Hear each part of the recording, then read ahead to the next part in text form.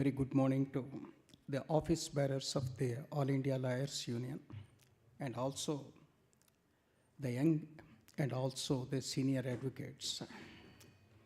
It's a happy occasion for me to meet you all on a purposeful event to have some interaction on one of the important subjects, that is partition suits, which we will come across in trial courts every day and also in the form of appeals before the High Court and Supreme Court. I was lucky enough to hear a part of the inaugural speech of Bhattacharya ji. The substratum in his speech is how a lawyer functions as a social engineer to safeguard the constitutional and other legal rights of the public, mostly the oppressed section of the society. He narrated right from Gandhiji up to till Constitution was evolved from the chairman of the drafting committee, Dr. Ambedkar ji, and associated drafting members. We all must feel happy, I too, we in the sense of I too, because once I was a lawyer, I came from the bar to become a judge. So we should feel happy and proud to be lawyers and protectors of the rights of the public. If Roscoe Pound regarded the law is an instrument to build the society, Krishna Iyer, the great jurist in latter years, regarded lawyer is a social engineer because law is only an implement. It cannot work by itself. Someone has to be there like a mechanic or a foreman to use an implement to repair a vehicle or a machine. Like that, a lawyer will apply the law, use the law in a court of law to protect the rights of the victims. Therefore, rightly so regarded the Krishna Iyer lawyers as the social engineers. I'm happy that today there are a large number of social engineers gathered here. So I think my interaction with them may help them in deciding one of the lengthiest litigation, civil litigations. Dear friends, by 2024, if there were around 491,000 civil matters pending in all the courts put together in the state of Andhra Pradesh, around 31,000 were the partition suits. So around 8 to 9% of the civil matters comprised of the partition suits. Such is the importance of the partition suits. Not only that, when we deal with a partition suit or in the matter of appeal, incidentally, we have also to deal with other laws like Specific Relief Act or a Transfer of Property Act or personal law for that matter, Hindu Marriage Act, Hindu Succession Act, Hindu Adoption and Maintenance Act, Guardianship Act, and so on. So a partition suit, when a lawyer or a judge deals with a partition suits, he has to incidentally deal with other laws, and his knowledge on one hand get enriched, and after getting a decree, he will get immense satisfaction. At least I felt so while in my practicing days, because it gives you the challenge to get justice by doing a partition suit. So, because of this importance attached to the partition suits, when the office bearers of the ILU asked me to deal with one subject, I chose the partition suits. Please bear with me. I will discuss only important nuances of the partition suits Please don't think that it is only an lecture oriented. It is an open discussion type of interaction. You are free, you can feel free to cut me short even when you want to object me or you differ with me when I deal with a particular aspect of the partition suits, so that mutually we'll gain knowledge. After all, spardaya vardhate vidya, by mutual confabulation, mutual discussion, the knowledge can be enriched. Okay? Partition suits. Because it is a lengthy subject, where to start is a question. Therefore, I thought it very apt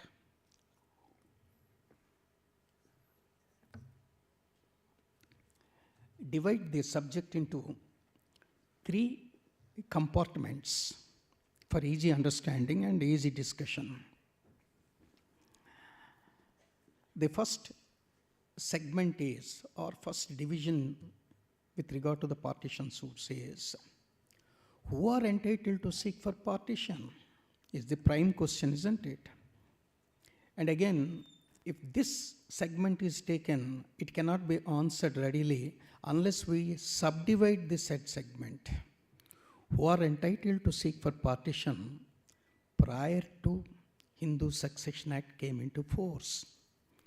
You know, 1956, 17th June 1956 was the commencement day for Hindu Succession Act. So who were the persons entitled to seek partition prior to that act came into force, and who are entitled to seek for partition subsequent to that act came into force? I coined this segmentation is only for easy understanding. Not only that, this compartmentalization is very much essential because most of you know that 1956 Succession Act has brought a radical change in the matter of entitlement of the persons who can seek for partition. Partition అడిగే వాళ్ళ హక్కు విషయాల్లో హిందూ వారసత్వ చట్టం ఒక గణనాత్మకమైనటువంటి మార్పును తీసుకొచ్చింది. అంచేత this lateral division with regard to the entitled persons is essential in the context of 1956 Act. We will discuss. So the first segment with regard to the partitions is who are entitled to seek for partition, who were entitled to seek partition prior to 1956 and subsequent to 1956. This is one thing. The second one is who are interlopers or whose interests are also intertwined in the matter of division of the properties, but who are not the family members, who are the third parties. That means third party purchasers of one of the items or all the items of one of the co-partner or one of the joint family members, what their rights or liabilities vis-a-vis the properties. This is the second segment. The third one, as I told, partition suit is a lengthy one. The process is the lengthy one. And dealing with the different enactments is also necessary. The law itself has compartmentalized it into preliminary decree, final decree, and ascertainment of mean profits and division of the properties in physical forms. We call it as metes and bounds. Am I right? In your terminology, you call it division of the properties in metes and bounds, means division like a cake. Okay? So the third segment is preliminary decrees, final decrees, and ascertainment of mean profits and drafting of the final decree. This is so far as a theoretical ending of the partition suit, then obtaining delivery of the property as per the division given by the court, that is physical obtainment by executing the final decree. So these are the stages. As I told, for easy comprehension, our discussion has been divided into three parts.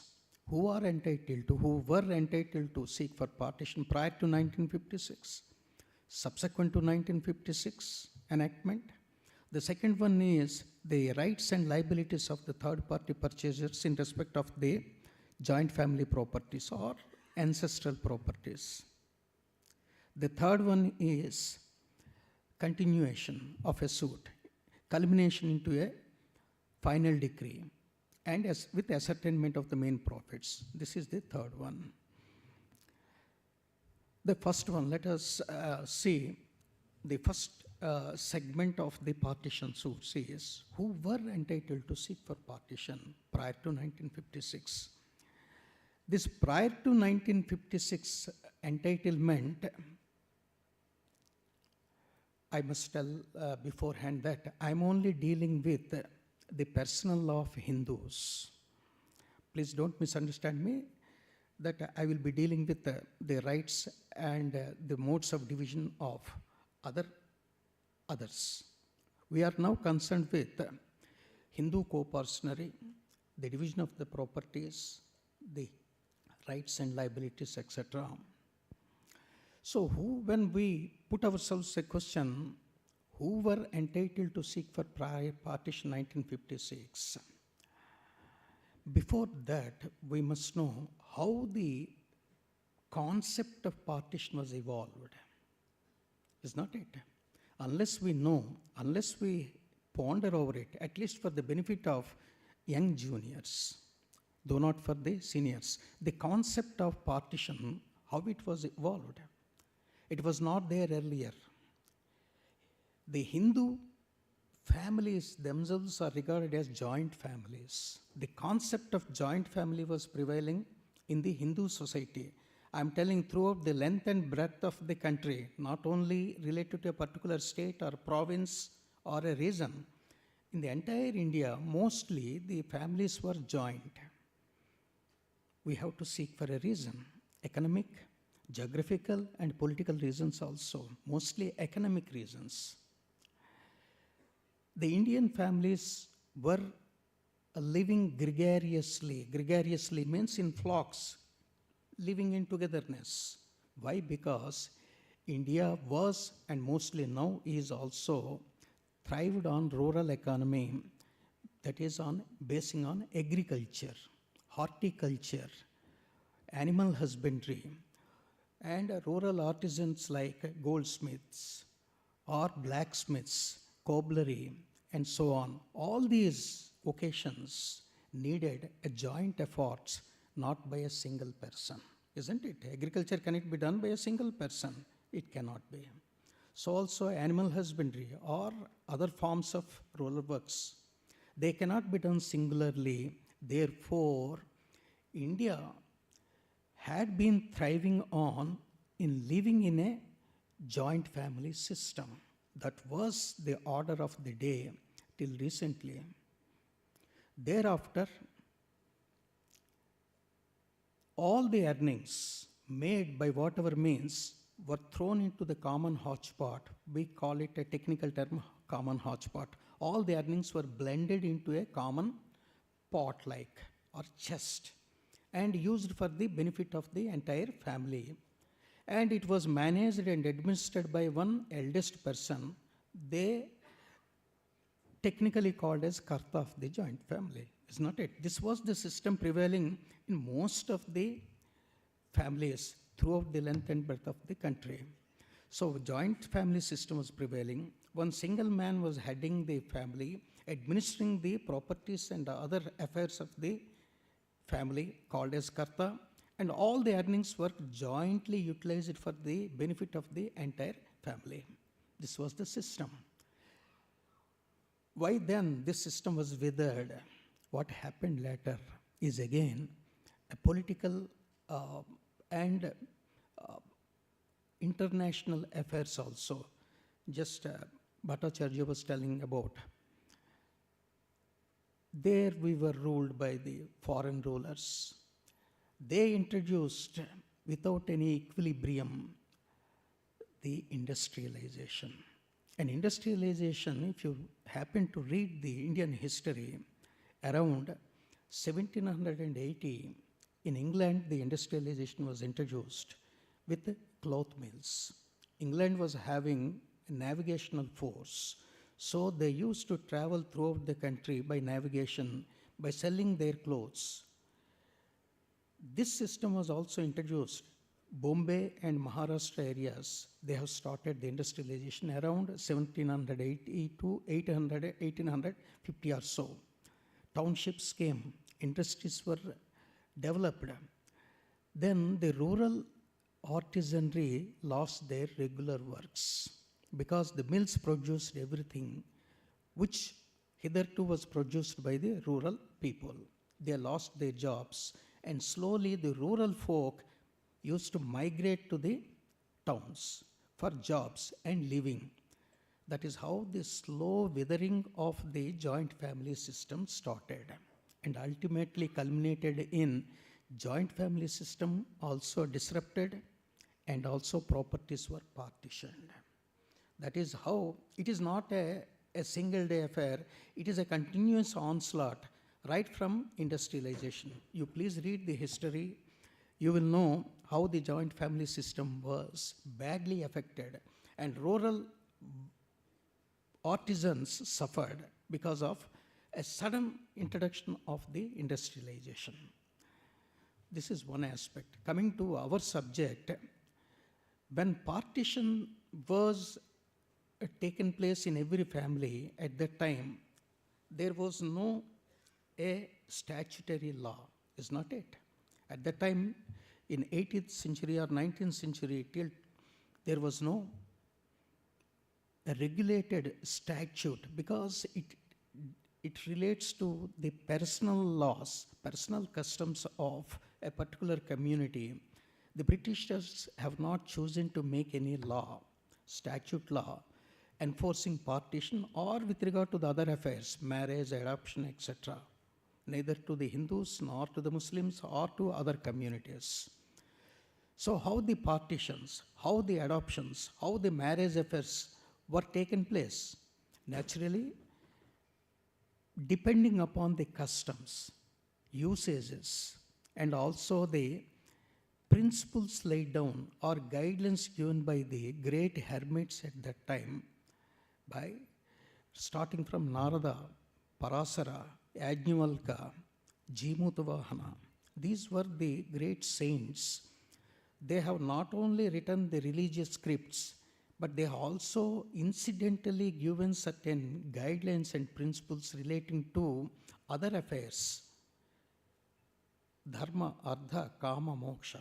These were considered to be the four core dharmas to be participated at different levels by at least Hindus, isn't it? So with regard to how to guide the life, they used to give certain guidelines related to the marriage, adoption, then also with regard to the partition also, how to partition the properties, is not it?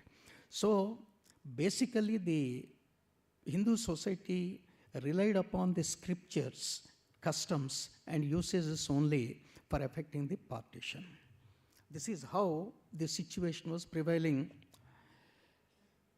In this context, if you see, this is only for the benefit of the young lawyers. Please, senior advocates, please don't misunderstand me as if I'm telling it in a classroom situation. The dear junior advocates, please bear with me. I'm telling about the past history to come quickly to the present context. At that time, two schools of thought were mainly prevailing with regard to the partition. In the context of the partition, two important schools were prevailing. The first one is, Mitakshara School of Law. The second one is Dayabhaga School of Law, is not it? These were the two main. Of course, Mithila School is also there, but partition is concerned, the entire country was relying upon as a ready reckoner for the Mitakshara School and Dayabhaga School.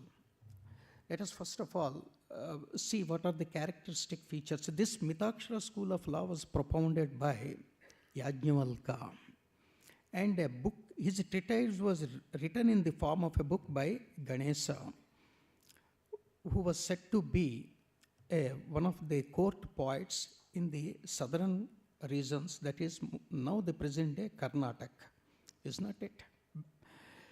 So this treatise would tell about the partition, and this school was prevailing throughout the country except in Bengal and Assam regions. Bengal and Assam, where Dayabhaga school of law was prevailing.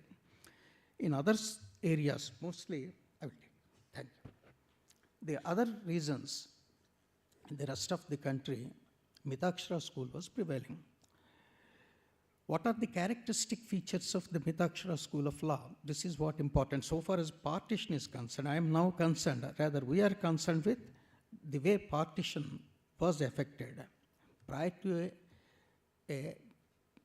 when there was no statute. The fundamental characters of a Mitakshara school was a coparcenary system.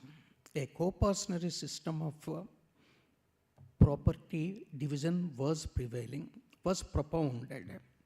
Coparcenary means when a family inherited properties, both movable and immovables, from their ancestors, and they kept and enjoying, and they seek to divide it till that division takes place, this property is called as coparcenary.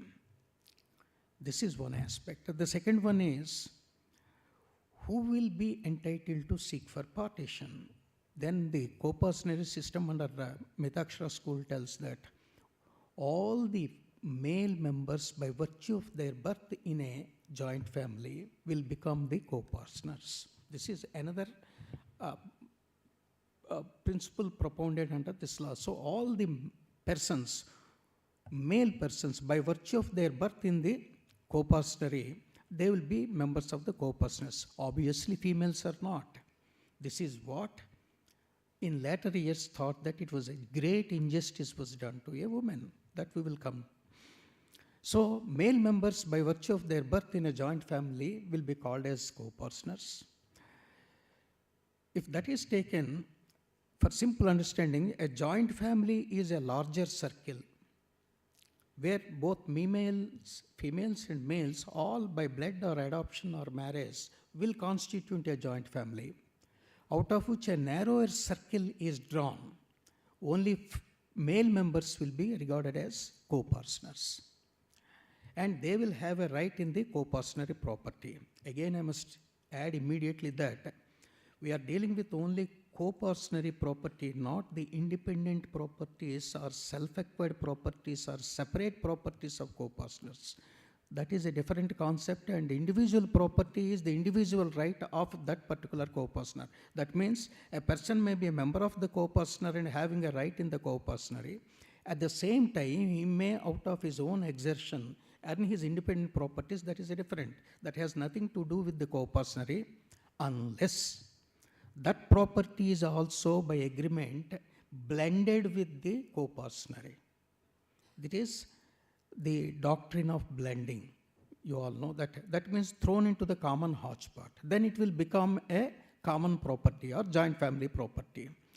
So male members will be the coparceners, and they will only have a right in the coparcenary property. And most importantly, this coparcenary is also again inner circle, very narrower circle is called as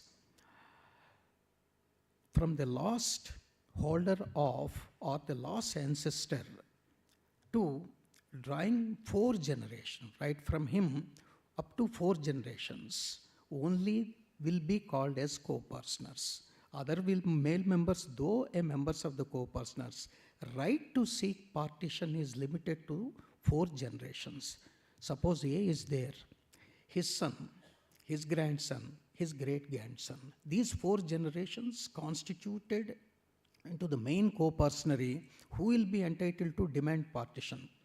Other male members, they are general members of the coparcenary, and when partition takes place, they will get a right, no doubt. But demanding of partition is limited to these 4 generations, right from the common male ancestor, last common male ancestor. This is the concept propounded by the Mitakshara. So Hindu families used to follow this tradition and treating their family as co-personary if they have the co-personary property. If they don't have the properties, nothing we can discuss, no need of discussing. Another important and fundamental feature of the co-personary is, this we must keep in mind, this is the controversial one, that is prevalence of a right of survivorship, is not it? A right of survivorship was prevailing in Mitakshara co-personary in the sense, if a male co-personer having an interest in the co-personary died interstate means without executing in a will or any other type of equivalent testament, his share in the co-personary property will devolve on other male co-personers, but not on his immediate, what we now call as class 1 heirs. This was the system. I hope I am making clear to this point. So if a male co-personer dies interstate, having an interest, undivided interest in the co-personary, his right will devolve upon on other co-personers, that is other male members, but not rightly on his what we now call as class 1 heirs, because at that time there were no class 1 heirs or class 2 heirs because there was no statute. Okay? This class 1, class 2 segmentation has come with only 1956 enactment. So these are the important features. A co-personary system where 4 generations, right from the common ancestor, were called as male co-personers. Only male members will be co-personers, entitled to a share in the property, and female members, though they are the members of the joint family, they don't have any right in the co-personary property, and right of survivorship was prevailing. This is what the system was at that time. This is, I must say, not only 1956, prior to 1937. Please keep in mind that prior to 1937, in between that system and 1956, there was another enactment, we call it as Hindu Women's Right to Property Act, 1937. I will shortly deal with it when presently. So, this was the system prevailing in these parts of the country, except Bengal and Assam. Right of survivorship was prevailing.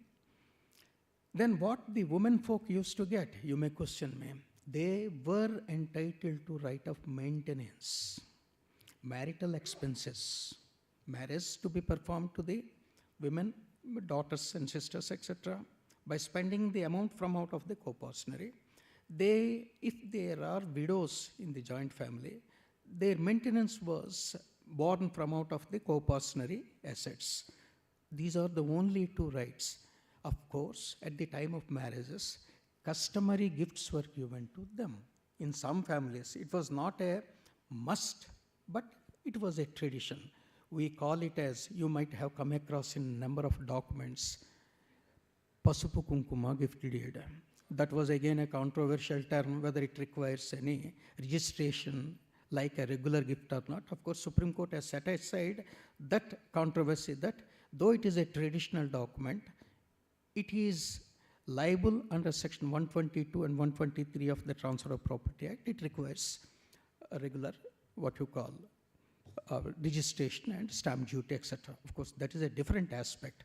So women used to get only maintenance, marital expenses, and if any gift was given in the form of some land or some other property. Except that, they were not getting any right, as a matter of right, in the co-personary properties. This is what co-personary under Mitakshara. Then what is about Dayabhaga?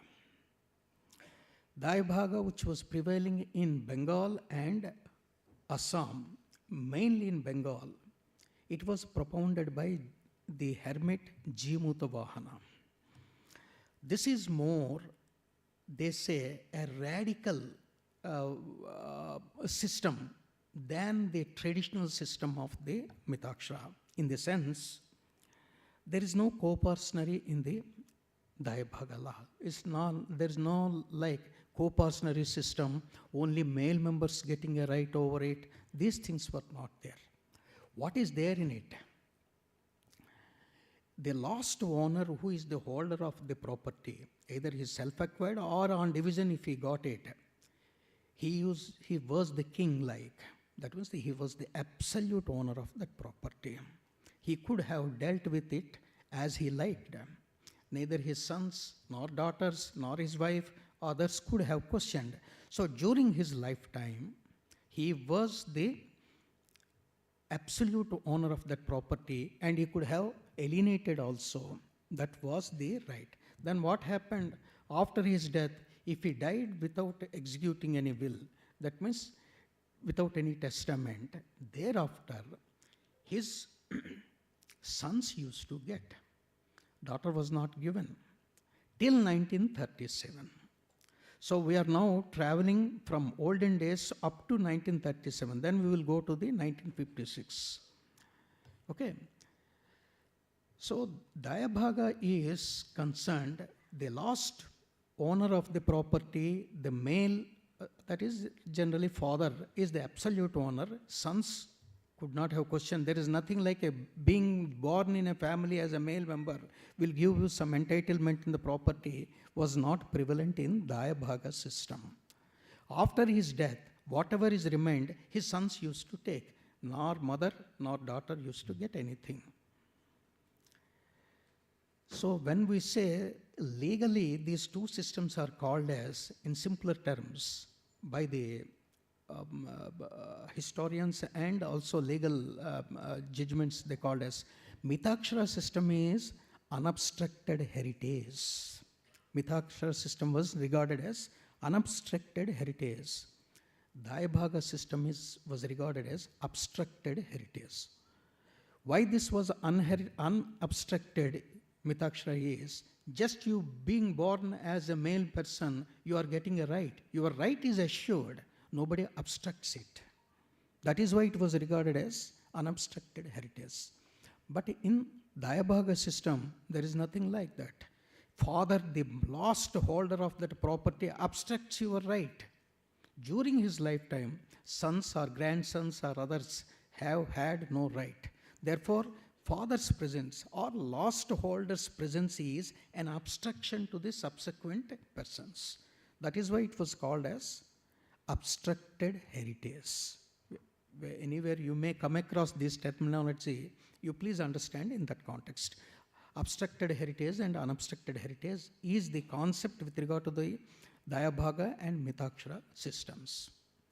Now slowly come to 1937. If you understand these concepts, particularly young lawyers, if you understand these concepts, because nowadays we are now in 2025, rarely we may get a 1937 enactment, even 1956 we crossed because 2005 amendment has come. So, but as an academic point of view, and also we don't know, sometimes we may have to get those type of suits. So please bear with me and try to understand these concepts. They thought that in both the systems, either under Mitakshara or Dayabhaga, Mitakshara is much worse, they considered. Woman was totally excluded from inheriting the properties. Dayabhaga, also a maximum extent, she was excluded from inheritance. Therefore, a justice has to be done to the women. It was considered that justice should be done to women as such, but justice could be done only to widow to some extent. Women is a greater concept. Widow is only a much narrower concept when we take. 1937 enactment was made. Hindu Women's Right to Property Act, which created a women estate. A women estate was created. What is this women estate? How it operates? This act has only 4 sections. Section 3 is the most important one, which says that if in a Dayabhaga system, If a person, the lost holder, having properties in his hands, died intestate without executing any will, hitherto his sons were getting that property. Is not it? Well, that's what we discussed. Now, by virtue of this enactment, 1937 enactment, his widow will also get equal share along with the son. This is the change that has been brought. Hitherto only sons used to get in Dayabhaga system. Now, by virtue of this enactment, his widow, that means father died, leaving a son, let us say. Son used to get in the Dayabhagala. Now that mother is there, equal to son, mother also used to get 50%. Daughter was not given any share, please note it. Then, if it is a Mitakshari co-personary, in Mitakshari co-personary also, if a co-partner dies, leaving behind his sons and wife, then his share is to be divided first of all among the two sons and himself. What he used to get from out of that one, it was used to be devolved on his wife, widow. So widow was given the right over her husband's property. Is not it? In both the systems, both under Dayabhaga as well as Mitakshara, which was not there earlier. Earlier, her right was confined only for maintenance if she were a widow. Is not it? Now, a marginal improvement is made. Why I'm telling marginal is, section 3, subsection 3 was also there, saying that what all she gets above, either under Mitakshara or under Dayabhaga, was only a limited estate. This is the very interesting to note. That means she would get, no doubt, that share, but she cannot alienate it. She has to enjoy it during her lifetime. Am I right? She has to enjoy during her lifetime without the right of alienation. Of course, there are decisions hither and there for her ailments. If she was suffering with some sickness, for hospitalization, she could have sold some portion of the property. For pilgrimage, she could have sold some portion and performed pilgrimages. But that is an exception. But generally, she was not entitled to sell away the property because she was only having a life interest in the property that was conferred under Hindu Women's Right to Property Act. It was called as Women's Estate, Hindu Women's Estate, this technical term is. This what is conferred as a limited estate under Act 37, Act 39 of 37, was subsequently, after 1956 Act has come, converted into a absolute estate under section 14 of the Hindu Succession Act. We will presently deal with it. So the linkage is like this. Prior to 1936, 37, nothing she was getting. I'm telling about the women. But in 1937, a partial justice was done to women, not the entire women folk, but only a widow, by carving out a right of enjoyment was given. If her husband died intestate, his share used to devolve on her without the right of any alienation, only enjoyment. But if that property she preserved up to 1956, if she was having that property in her hands, enjoying that property, by the time Hindu Succession Act came into force, 17th June 1956, as on that date, if she still had that property, that right converted into an absolute right. Section 14 of the Hindu Succession Act. This is the linkage between 1937 Act and Section 14 of Hindu Succession Act. Here again, if you see broadly, a partial justice was only done to a widow, not the entire women folk. Hindu daughter was left behind, is not it? Daughter was not given any right, either in the Dayabhaga law or the Mitakshara law, even in 1930 to 1956. In between, some changes have taken place that generally you won't get in textbooks or commentaries. You have to read the Indian history, political history you have to read. To do justice to the Hindu woman, to preserve her rights, not only in the matter of partition, in other spheres also. The polygamy was allowed form of marriage. A man could have married 2 wives. There was 1955 Hindu Marriage Act was not pronounced at the time, isn't it? So they thought that Hindu personal law has to be codified and certain anomalies have to be eradicated to do complete justice to a woman. So for drafting a Hindu code bill, a committee was appointed headed by B.N. Rao. At least some of you might be knowing about that great man, Benegal Narasimha Rao. If I tell in another form, you may catch it. His brother is none other than a great Bengali director, Shyam Benegal. Have you ever heard? A great director, his brother. Another brother was there, he was the Reserve Bank governor. We know little, we must feel proud of them. They belong to the West Godavari district and migrated to Goa, studied there, and became the 3 luminaries. Of them, we need B.N. Rao, Benegal Narasimha Rao, who studied in Madras, engineering, mathematics genius, entered into Indian Revenue Service later, and because of his political acumen, he worked as an advisor to the government. And when the drafting of the constitution was undergoing, he also worked as constitutional advisor to the Constituent Assembly. You please read the history. Okay? He, along with the members of the Constituent Assembly, roamed all the rest of the world in major countries to get the important and salient features of their constitution so as to present before the Constituent Assembly to adopt the suitable provisions to suit to our Indian context. Article 21, due process of law. It was he brought it from German, Japan, America, other countries. He traveled along with a team and he borrowed it and placed before the Constitution. Of course, this is the constitutional history. I just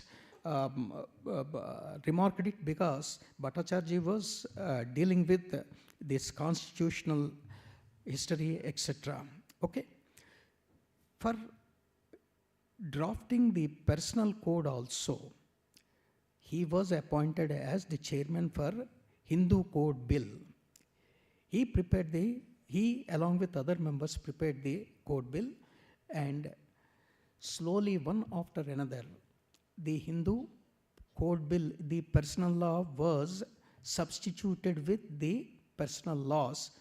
If you see, 1955 Hindu Marriage Act has come, is not it? 1956 Hindu Succession Act. Very same 1956 we got the adoption and maintenance. And very 1956 you got the Hindu Guardian and Guardianship Act, isn't it? So within a span of 2 years, but they toiled for about a decade to prepare these laws. One of such laws is 1956 enactment. For preparing this, the guiding factor is that the woman was denied of her right. We proclaimed a constitution that Article 14 was there, Article 15 was there, but in real sense we are not able to do justice. We are not able to give due right to the woman. We should give her a right. That is why they wanted to totally wipe out the survivorship from the textbook, but it could not materialize in 1956. 1956 Succession Act, if you see Section 6, it was only a partial lifting of the survivorship. It was not totally taken away. Am I right? And daughter was not given a right readily under 1956 Act.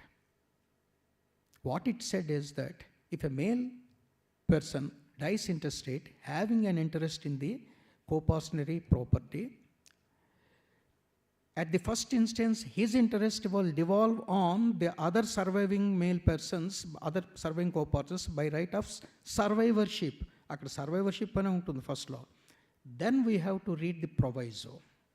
Provided that if he left behind is class 1 heirs, that means a female heirs or male heirs claiming through that females, then his share will devolve on those class 1 heirs by right of succession, but not under survivorship. So survivorship was not totally taken away. It used to be there. It all depends upon how he died. If he died leaving behind his class 1 heirs, wife, sons, daughters, etc., they will get. If he has not left behind anything, any others, naturally it will go to other surviving co-partners. So right of survivorship was not totally taken away, it was partially lifted, and a right was created on, for the first time, to women, not particularly to the daughter. Is not it? Class 1 heirs law, not only daughter is there. First one is mother, then wife, then son, then daughter, son of a predeceased son, daughter of a predeceased son, daughter of a predeceased son, like that. The hierarchy is provided like that. So daughter as such was not given any independent right. I will give an example you can better appreciate. If father and 2 sons are there, generally they used to get before 1956 or even at the advent of 1956, 1/3 each for calculation purpose. One son died. His 1/3 share, what will happen? If right of survivorship was there, it would devolve on father and other brother. But with 1956 Act, what happened? Because he left his wife and a son and daughter, let us say, his 1/3 share will first of all devolve on his class 1 heirs. Again, you have to make a notional partition between him and his son. 1/3 is to be divided into 2 halves, 1/6 and 1/6. Notionally to the deceased father, again would be shared by his son, daughter, and wife. Isn't it? This is what it was given. Here in this concept, daughter was not given a full right like that of a son. Am I right? Daughter was given only from father's share, like all other class 1 heirs she used to get. So a partial justice, some more justice was done to daughter. It is a slow transformation of women's rights from non-East stage to 1937 stage, 1937 stage to 1956 stage. Is not it? Then came, of course, 2005 enactment. She was made as a full-fledged co-partner. A legal fiction was created that like a son, she should be deemed to be a son for the purpose of sharing the co-partnership property, and she was given full rights as such. She will be getting a full right in the co-partnership like a son. That is what the 2005 amendment. Of course, when she won't get, 2 exceptions are given by December 2004, if already properties were divided by virtue of a registered partition, then she would not get. That is a different aspect. Otherwise, she would get an equal share along with her father and other brothers. This is in briefly, the journey of a woman in the context of a woman from prior to 1937 stage, up to 37 stage, up to 1956 stage, and from 2005 stage onwards. This is what, so far as the rights are concerned. Anything so far as first segment is concerned, prior to 1956 and subsequent to 1956, any question or any objection for my discussion? Any of you, please? If not, we will go now to what are the different aspects you will come across in a court of law while dealing with the partition suits. Now we have seen the past history, and we have come to the real situations in a court of law. When a partition suit is filed, what are the different types of pleas that might be taken by the defendants, etc. I will quickly narrate with the help of few judgments and complete it. Can I have 20 minutes more? Thank you. In a partition suit, now we are coming to the ground situation. In a partition suit, generally a partition suit will be filed in a trial court by one of the brothers against a father and other brothers. This is one situation. Or nowadays, because the daughter is also entitled, she may file. She is also entitled to claim partition. So one of the co-partners files against other co-partners partition. In that situation, what might be the defense? General defense. We will discuss succinctly different types of defenses that might be taken and what is the law on this aspect. That is what my intendment is. The first one is, if a person files a partition suit, suppose let us say a brother files against father and other brothers, the general, one of the pleas that might be taken is, partition was already taken place. You are not entitled to, you have already taken the properties and went out of the joint family. Therefore, you are not entitled to anything. This might be one of the, what you call, pleas taken by the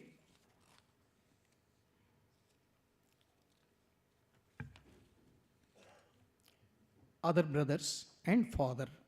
If that is the case, the first thing is, what should have been an issue for trial? Because as a lawyer, also as a court, the prime thing is that how an issue has to be framed and burden is to be fixed on whom so as to invite that party to first lead the evidence. Is not it?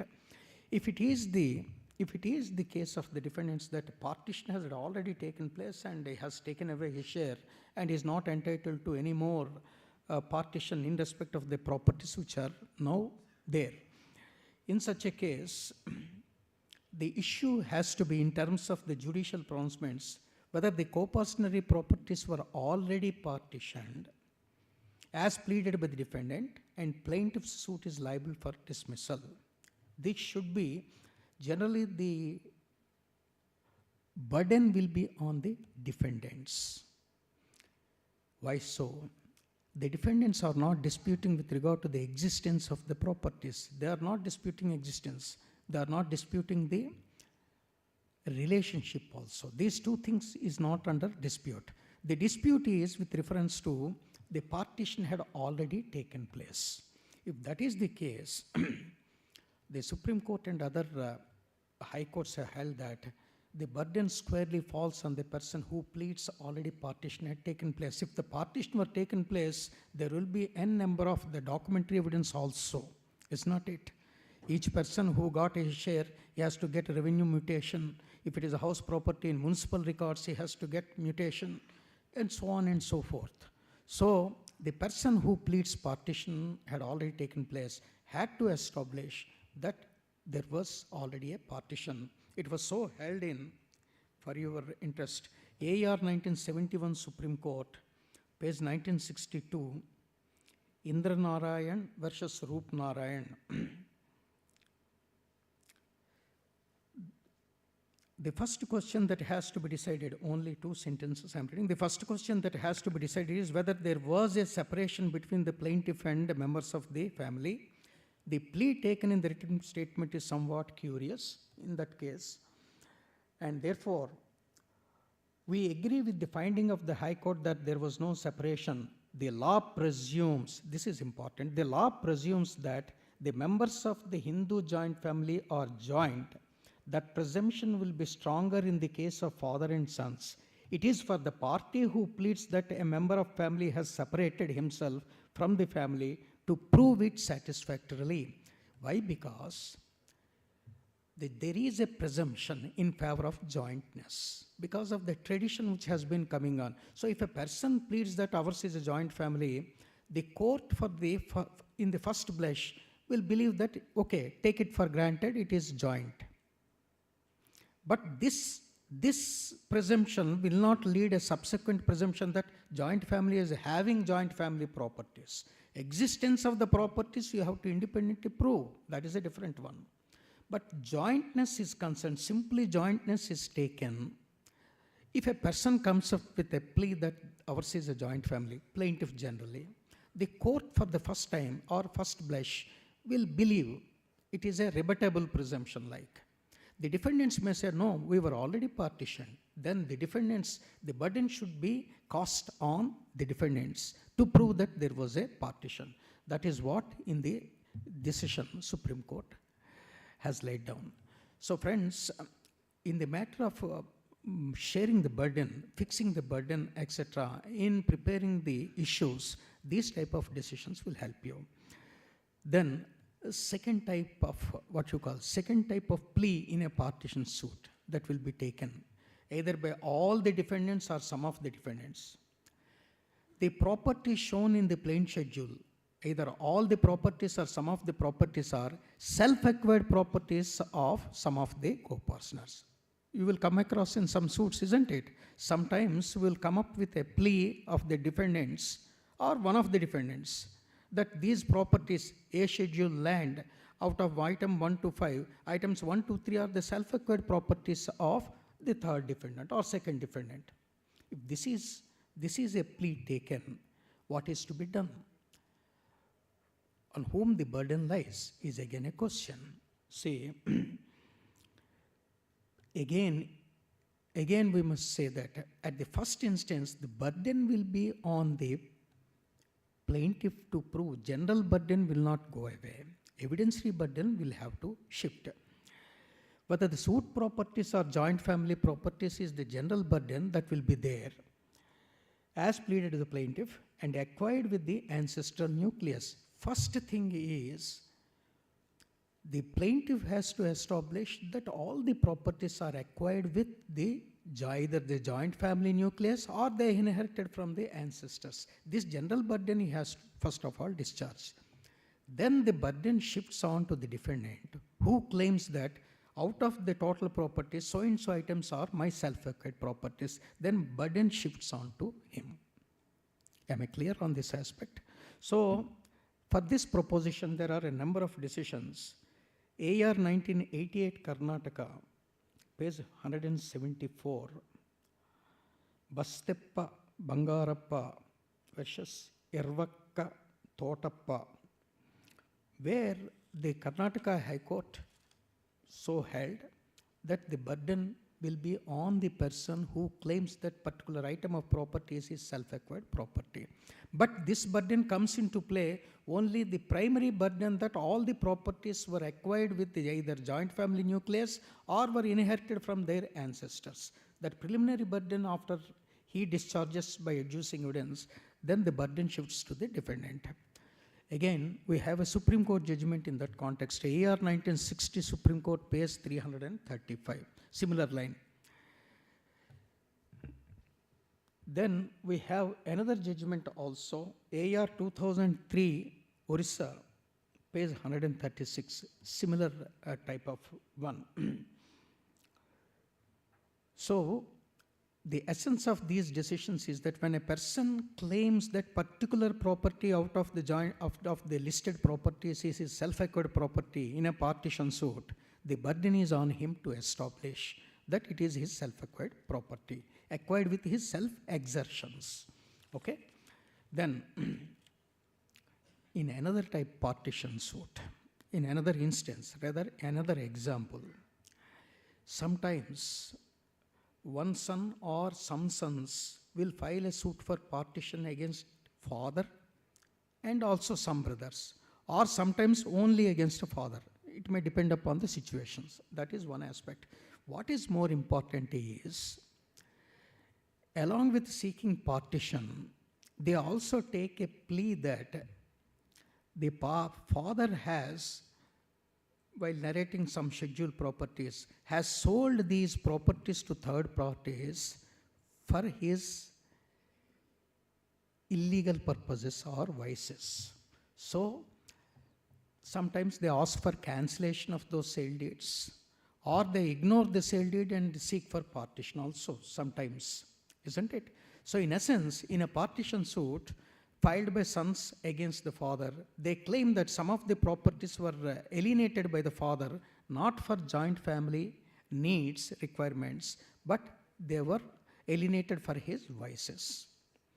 The father's plea may be that it is only for joint family requirements he has alienated, or he may claim, even a bigger claim, that that is his self-acquired property, he sold it away, his sons cannot question it. But let us confine the plea that I have alienated the properties for the purpose of joint family welfare. If this is the plea, then the burden, you must remember, the burden is on the plaintiffs. Plaintiffs have to establish that the properties, those so-called properties which were alienated by the father, were indeed alienated for his vices, for illegal purposes. Not only that, the purchaser who purchased it, knowing fully well that the father had no requirement, but father was alienating for his vices, knowingly he purchased it. These two aspects they have to prove. Am I right? They have to establish that the properties were alienated not for family benefit, but for illegal purposes, vices rather. And the second one is, knowing that fact, still the third party purchaser purchased it. Here, one thing I have to clarify. The difference between illegal purpose and luxuries is not it. The father might have alienated the joint family properties for luxuries. The father, in another instance, might have alienated the properties sheerly for illegal purpose, for his debauching, for his drinking, or for his gambling, all other vices. There is a marked distinction under law between the purpose of luxury, the purpose of illegality.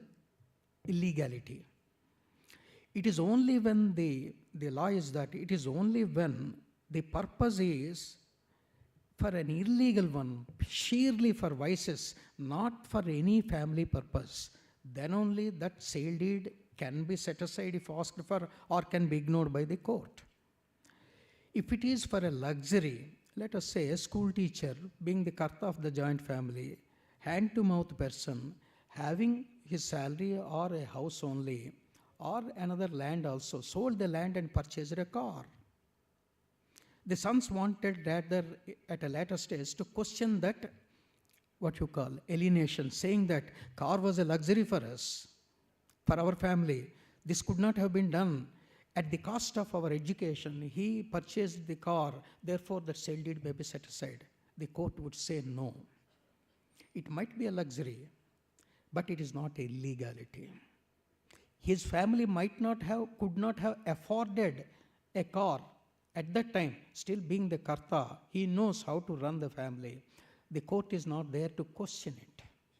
So there is a distinction between illegal purpose and other than illegal purposes. It might be a luxury also. Therefore, the burden is heavy on the plaintiffs if they come up with this type of plea. Illegality means sheer illegality, illegal purpose. We have a number of judgments, one of which is incidentally mine, 2016, Volume 5, ALT, Andhra Law Times, page 295, Palaparthi Manikyam versus Palaparthi Venkata Satyanarayana. I have dealt with the Supreme Court judgments in this context, how they dealt with an issue, wherein they held that we have to draw a distinction between illegal purposes and luxuries and other necessities, other purposes. 1960, Volume 3, SCR, page 842.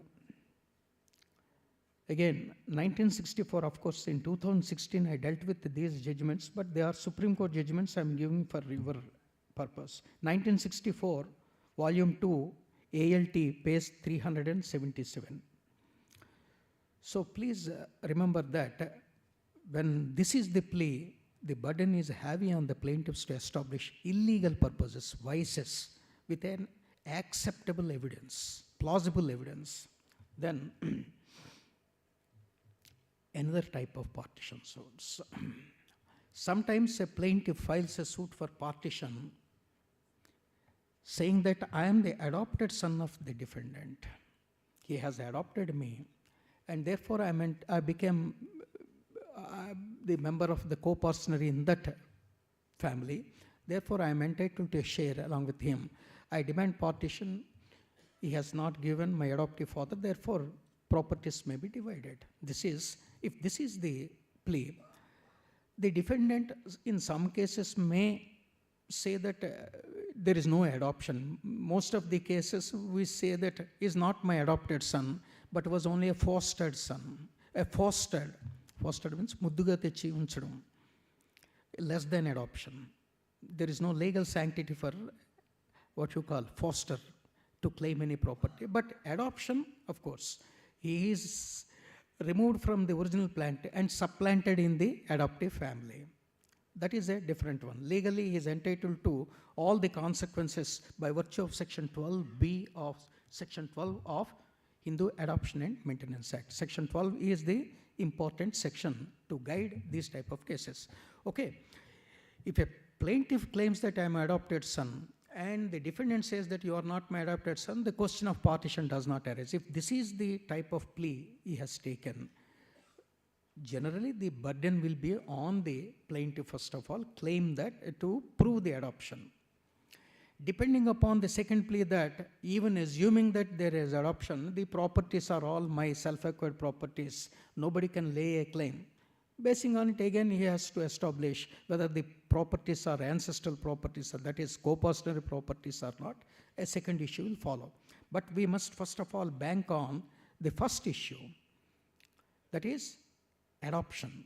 The theory of adoption. Who has to establish is the burden, no doubt, will always be on the plaintiff to establish adoption. For this, we have the judgments. AR 1964, Supreme Court, page 136, Addagada Raghavamma versus Addagada Chenchamma. Okay, from our High Court, Common High Court. Another is AR 1972, Supreme Court, page 2446, Daulat Rao, AR 1972, Supreme Court, page 2446, Daulat Rao Jairam versus Harish Chandra. In both these cases, it was held that the burden will be on the plaintiff to establish, first of all, the adoption. Then he has to get himself entitled to the properties. Then another interesting cases. These are rare, but sometimes will come. A person will be given in adoption to another family. He will go to another adoptive father. Claiming a right in the adoptive family or not is a different aspect. Sometimes, rarely, he will file a suit against his natural father and brothers that I am entitled to a share in the original co-partnery, in the natural parents, in the co-partner of natural father and brothers. Generally, the defense will be from the defendant says, no, you have been given an adoption. A valid adoption was given, either maybe a documentary form of adoption or in other type, valid form of customary adoption, which is valid in the eye of law. Therefore, you have ceased to be the member of this family. You are not entitled to anything. If this is the tussle between the plaintiff and defendants. So when a person claims a share in the co-partnery of his natural parents, then what are the rights, what are the liabilities, what are the burdens vis-a-vis plaintiff and defendants? I must say that there is a dichotomy of opinion among the different high courts, particularly with reference to the common high court of Andhra Pradesh, differed with other high courts. All other high courts, I will give you the decision, all other high courts held that in the context of Section 12B of Hindu Adoption and Maintenance Act, Hindu Adoption and Maintenance Act says that once vested will not be divested. The substance of that subsection is that exceptions. First thing, even after the basic section is that with the date of appointment, adoption, all these relationships of the adoptive child will be severed from the original family and be substituted in the adoptive family. This is the general section, but there are exceptions. Subsection 2 exception gives, first exception is that the adoptive child cannot marry a person whom he or she could not have married had there was no adoption. That means, suppose a boy was given in adoption to another family. Had there been no adoption, he could not have married his sister. It is a prohibited degree of relationship. In spite of adoption, he cannot marry that girl. That is the essence. So, this is one exception. Though his relationships were severed from the original family and supplanted and planted in the adoptive family, this type of thing he cannot do. This is one exception. The second one is all the rights which he got, that is, once all the vested rights will not be divested in spite of the adoption. Probably some of the adopted children want to take a cue from this type of subsection 12b. My vested right of a right in the co-personary natural family will not be divested. I am still entitled a right herein and also right in the adoptive family. So, two rights I have. Sometimes you will come across. In my practicing days, I have come across that type of, I don't know about you. Whether he is entitled to claim a share in the natural family or not, with regard to it, there is a dichotomy of opinion among the different high courts. First of all, say other high courts, they have held that, particularly the Bombay, the lead is taken by the Bombay. Bombay High Court, interpreting section 12 in the context of a Supreme Court judgment, held that severance of the relationship is in all forms. Once from the date of adoption, he will lose all the rights in the natural family. Then how to interpret section 12 to B? B is the cornerstone. B is, it is only a vested right before adoption that will not be divested. What is vested right? Suppose before adoption, out of love and affection, some of his relations have given a gift to him. That property, merely because he is adopted, will not be divested. He still carries that gift. Is not it? Some person has written a will in his name, and that man died after adoption. That right is now accrued as a legatee. That right will be now converted into a vested right. That vested right will carry with him in spite of adoption. They have held that should be understood in that context. Vested right should be understood in that context, but not a right in the co-personary. Then there was an argument, co-personary right is also a vested right. They held no. Co-personary right should be treated as a mere right of enjoyment. Till partition takes place, no co-personal can claim that I have a definite share, because it is right to fluctuate with births and deaths. So they interpreted that a right in the co-personary is only a right of enjoyment till actual partition takes place. So when there is no actual, before actual partition took place, you have been given in adoption to another family. Therefore, you cannot carry this right to the adoptive family also. You cannot claim any right in respect of the co-personary properties of natural family. This is what the interpretation given with the help of Supreme Court judgment. Supreme Court judgment not directly dealt with it, but incidental that what is the essence of adoption? Adoption means all the rights, all the relationships will be severed from the from the natural family. In that context, they held, the Bombay High Court enlarged the scope of the Supreme Court judgment and held that he will not get, there is no vested right in the co-personary. It is only right of enjoyment till a partition takes place. you had no right, vested right, which you can carry it with you after adoption also. So you are not entitled. This is what has been held by various high courts. For your interest, you please note down. First is the Supreme Court judgment. Latest Supreme Court judgment, relying upon old Supreme Court judgment, is old one is Manu SC. I could not get the other equivalent. Manu SC, Manupatra SC 0296/1969. Sita Bai versus Ramachandra. The child altogether ceases to have any ties with the family of his birth. Correspondingly, these very ties are automatically replaced by those created by the adoption in the adoptive family. The legal effect of giving the child in adoption must therefore be to transfer the child from the family of his birth to the family of adoption. So in that context it was held. It was reiterated in 2005 also, Manu SC 2803/2005. The very same principle was held.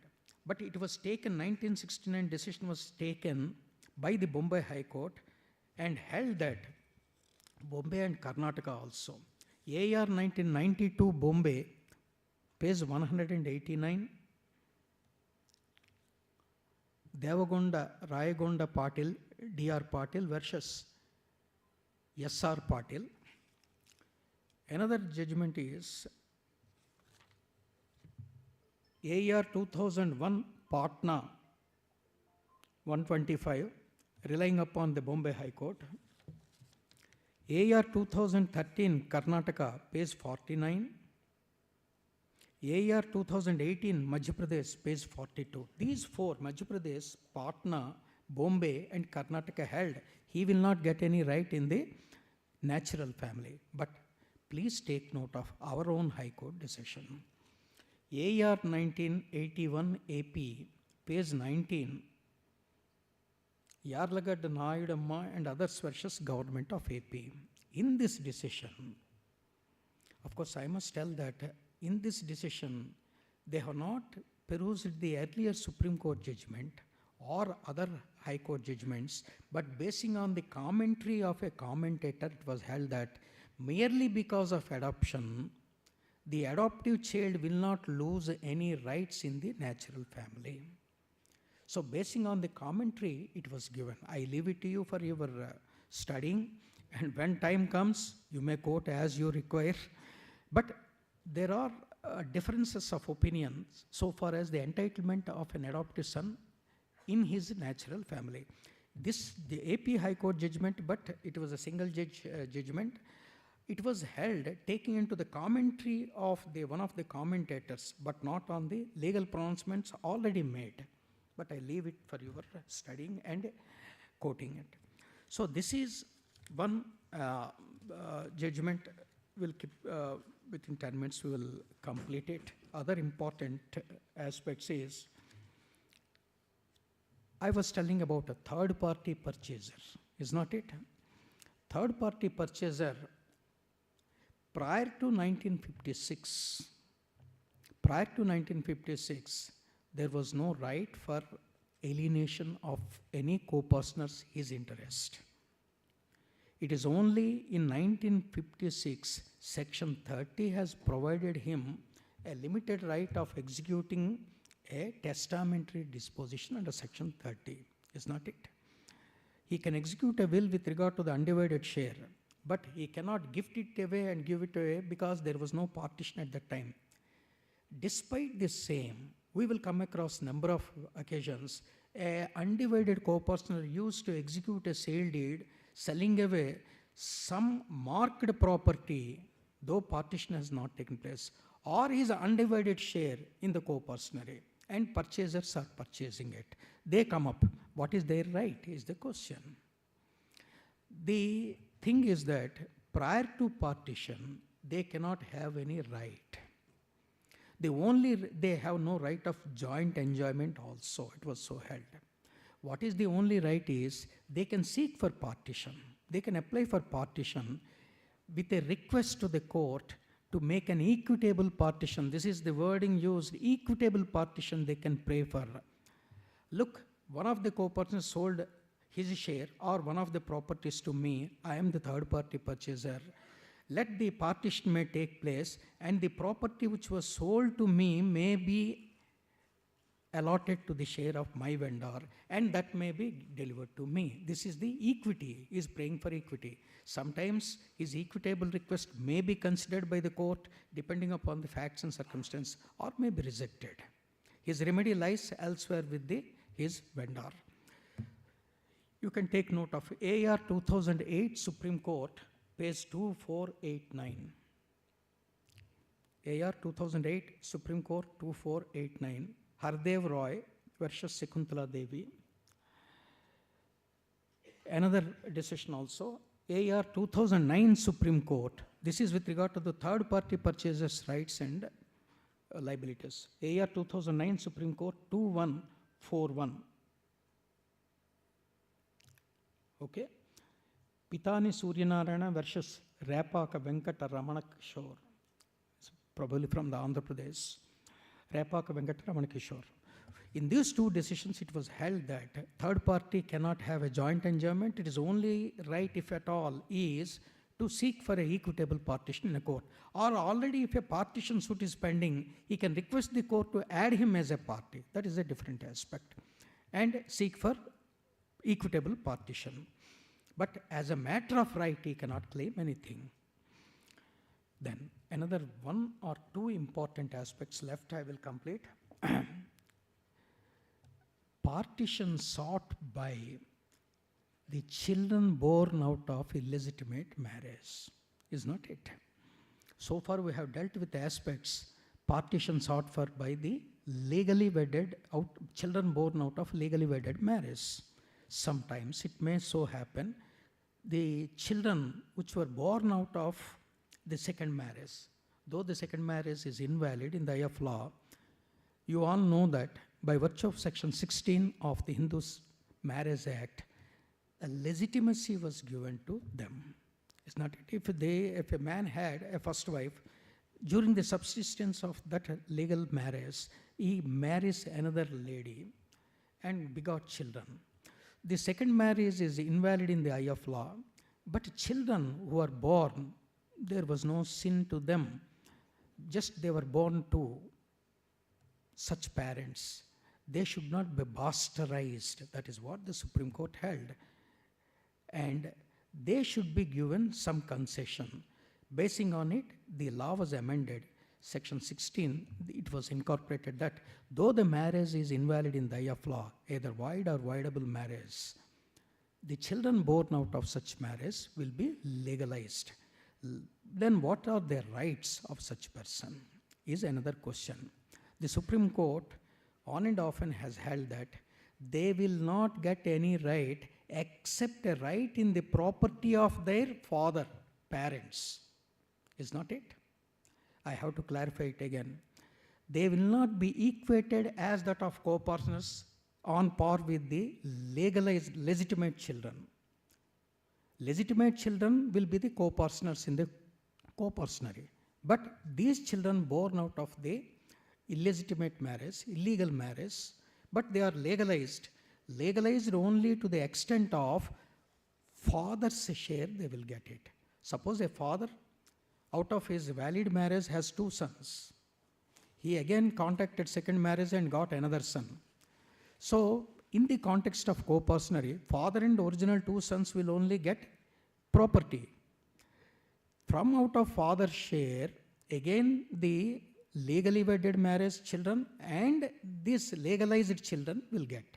Not as a direct co-partners they will get. This is the essence of the judgments. Of course, because in the Supreme Court judgment there was a dichotomy. Ultimately, Supreme Court recently clarified this issue. Please note down for this purpose. First of all, the clarification is recently given,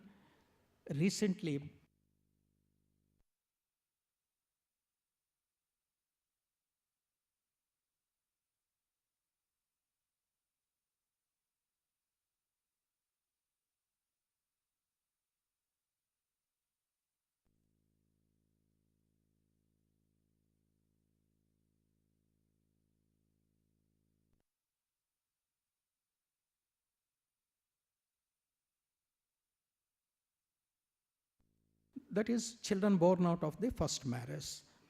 In that context, the Supreme Court clarified that the earlier judgment, 2003 1 SCC, page 730, one judgment held that they will be entitled to all the rights as that of the legally wedded children.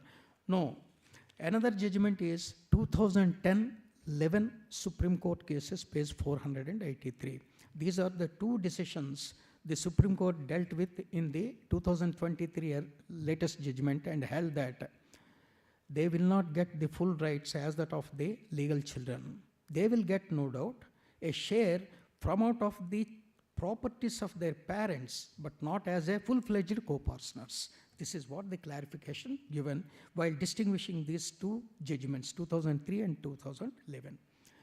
The last one, the most important, I leave it for your discussion, for cogitation, study of research, the latest amendment in the 2005 Supreme Court, isn't it? Of course, might have come across in describing the rights of the daughter, okay? Daughter, with the amendment of 2005, which has come into force 9/9/2005, a daughter shall be a deemed legal fiction has been created. She shall be equated that of a son, and along with other co-partners, she is entitled to an equal share in the co-partnership property. That is one thing.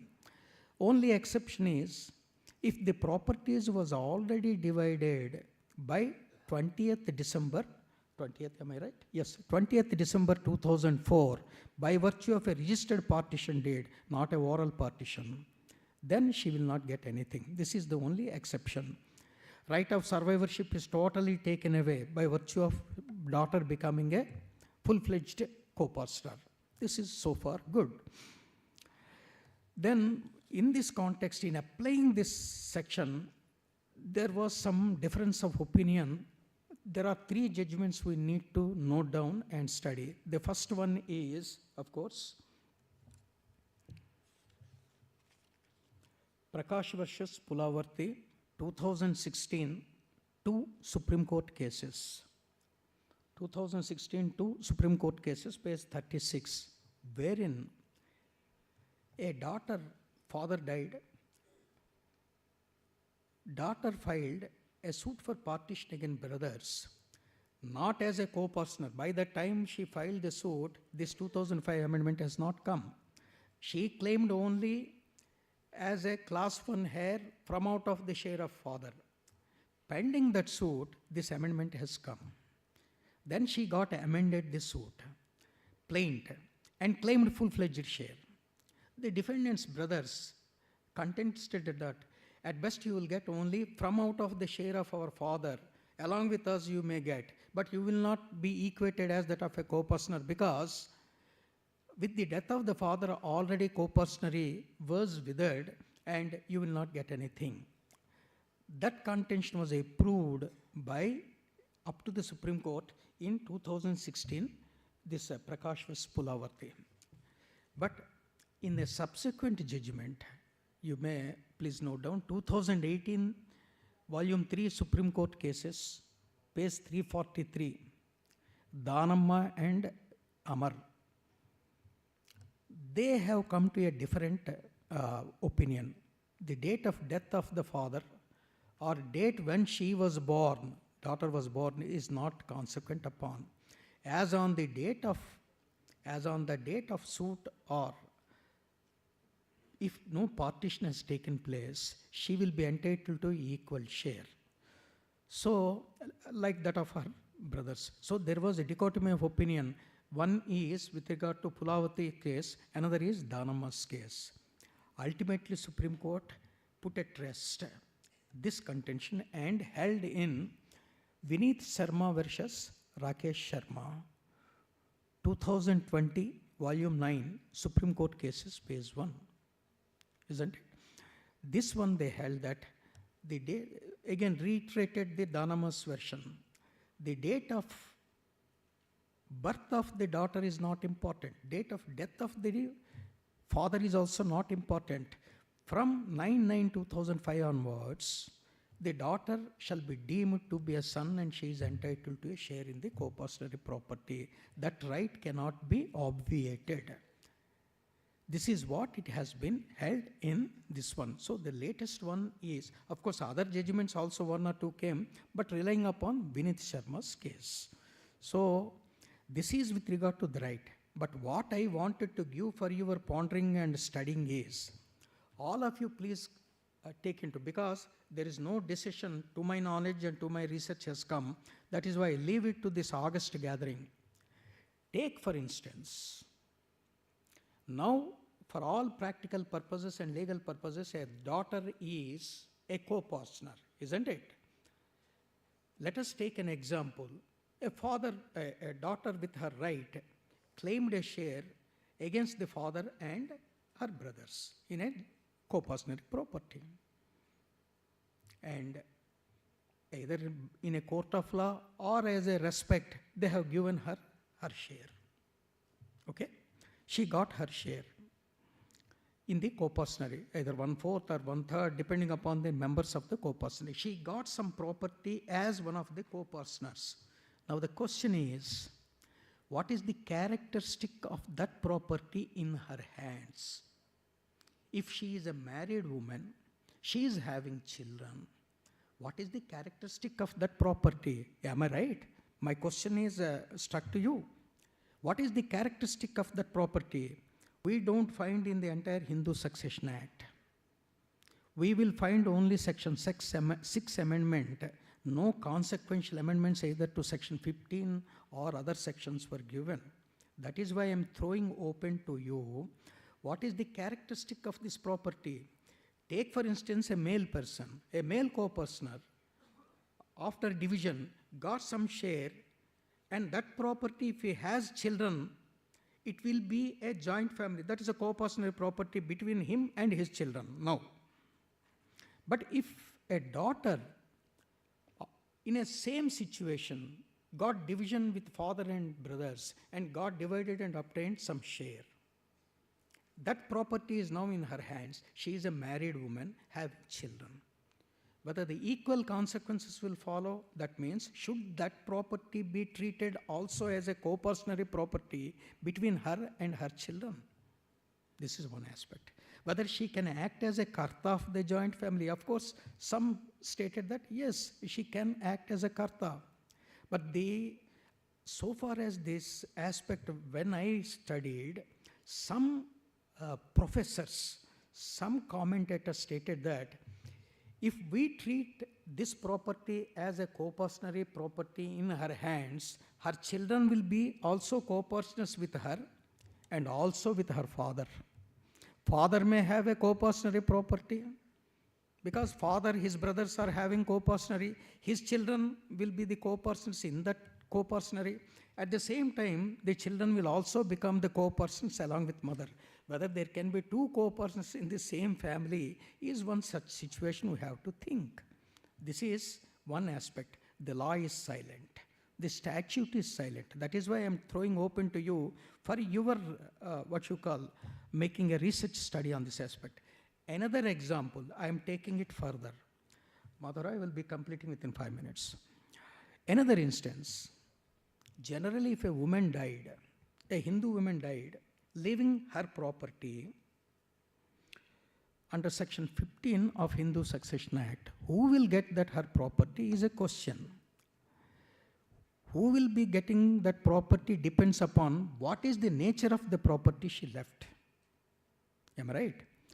If she got that property, it is her independent property, that means she conducted a job and earned that property, it is her self-acquired property. If it is her self-acquired property and died without executing any will, her children and husband will get under Section 15(1). This is one thing. If she got that property from her parents, either mother or father, who will get is, if she has children, children will get. If they don't have the children, it will go to, if she got from property from father, father's Class 1 heirs will get, not the husband. Please read the Section 15. If she got the property from her mother's side and died intestate without leaving any children, but husband is there, still husband will not get, it will go to her mother's class 1 heirs.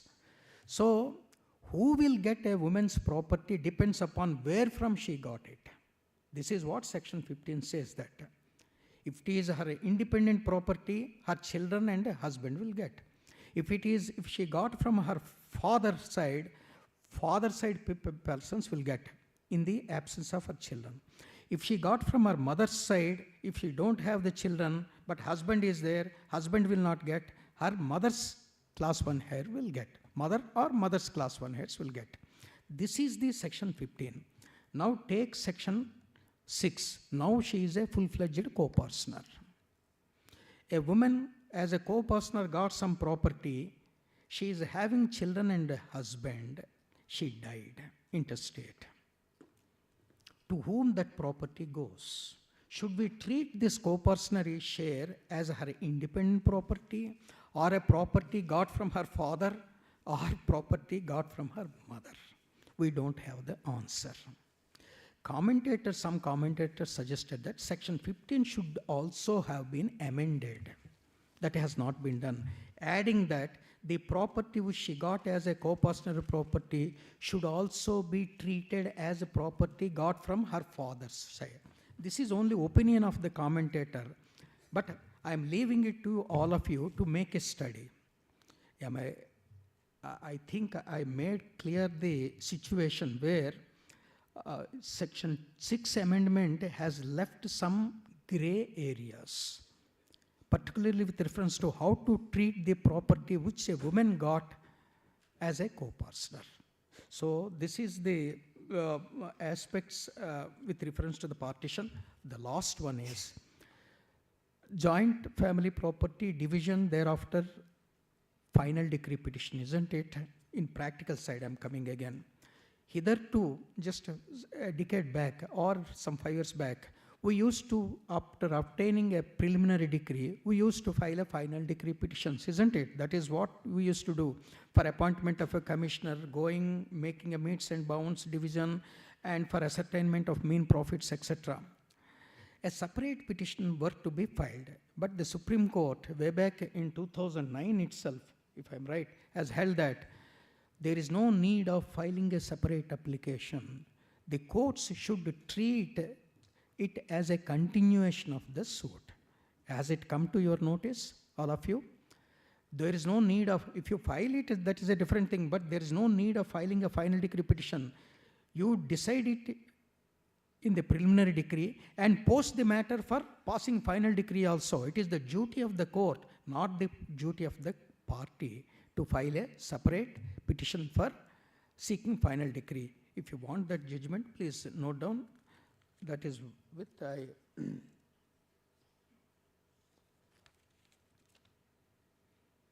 2009, volume 9, Supreme Court cases, page 689. Shapkaran Bubna versus Sita Saran Bubna. When a preliminary decree is passed in a partition suit, the proceedings should be continued by fixing dates for further proceedings till final decree is passed. This is what strongly the Supreme Court has recommended. It is the duty and function of the court. Performance of such function does not require a reminder or a nudge ante pushing anamata, from the litigant. Litigant need not file a final decree petition. It is the duty of the court to continue the suit. I hope at least some of you might have come across this judgment. So now there is no closure with the preliminary decree. OS, there ends the matter. Again, you have to file an IA. There is no need by virtue of this judgment. This 2009 judgment is recently reiterated in, you can also note, 2022, volume 7, Supreme Court Review, SCR, page 1120. Tamil Nadu judgment, party's name I don't know, 2022, volume 7, Supreme Court Review, page 1120, same principle. You need not file a separate final decree petition. The court shall take forward till actual partition takes place. That is what the fruits of the decree the party wants. not happy with the preliminary decree, is the essence of these judgments. So friends, this is on practical side. One more thing on the limitation side, whether there is any limitation for filing a partition suit. Any of you please enlighten me whether there is any limitation for filing of the partition suit. Any of you please? Generally not, but in rare cases there is yes. Is only in one circumstance, because he is claiming that he is a member of the joint family, till recently has been enjoying jointly, only recently they have stopped giving him the accounts or giving the fruits of their properties, therefore a partition may be taken. That is what his plea is, generally in partition suits. Generally partition suits, limitation will not be there, but only in one instance.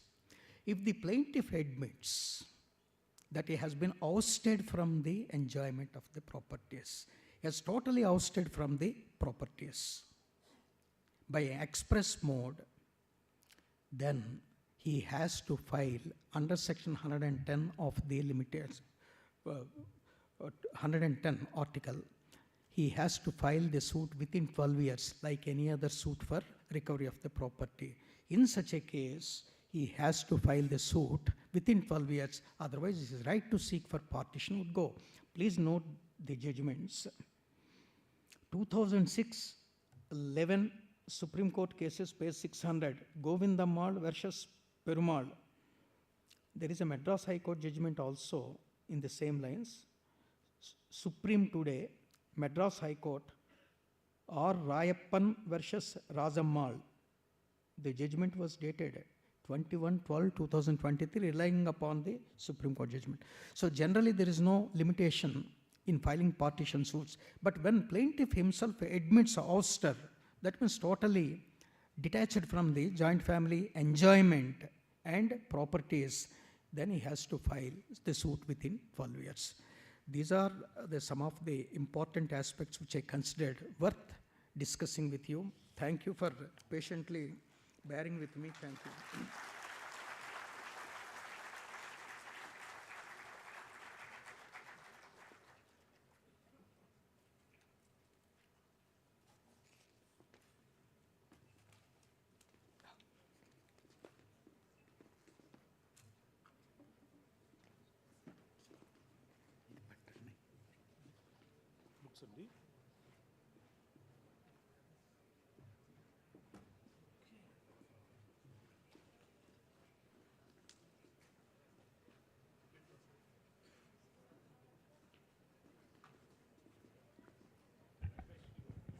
చక్కగా partition suits గురించి హిందూ లా గురించి మనకి వివరించినటువంటి justice Durga Prasad రావు గారికి ప్రత్యేకమైన ధన్యవాదాలు తెలియజేస్తున్నాం.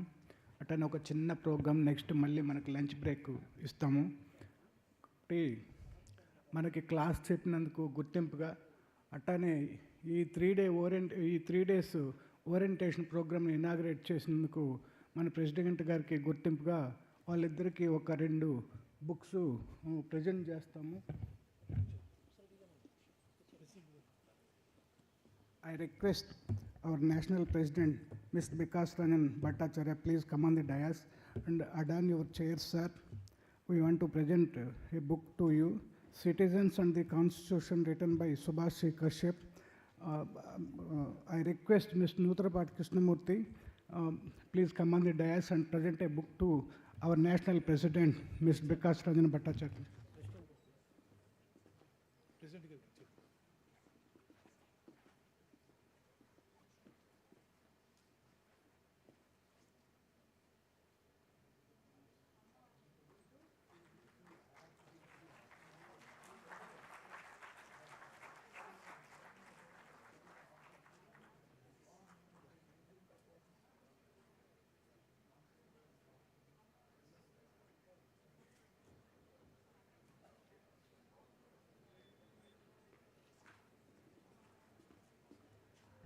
I request our president to present a book to His Lordship Justice U. Durga Prasad Rao garu.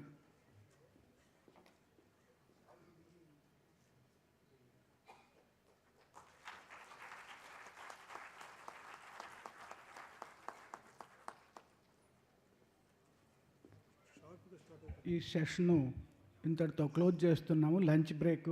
మళ్ళీ 2:30కి షార్ప్గా సెషన్ స్టార్ట్ అయ్యింది. ఎందుకంటే ఆల్రెడీ ఒక క్లాస్ లేట్గా మన షెడ్యూల్ రన్ అవుతుంది. దీన్ని అడ్జస్ట్ చేస్తాం సాయంత్రంలో. లంచ్ మనం ఎక్కడైతే మీకు అకామిడేషన్ ఉందో అక్కడికే వెళ్ళాలి. బ్రేక్ఫాస్ట్ ఎక్కడైతే చేశారో అక్కడికే వెళ్ళాలి.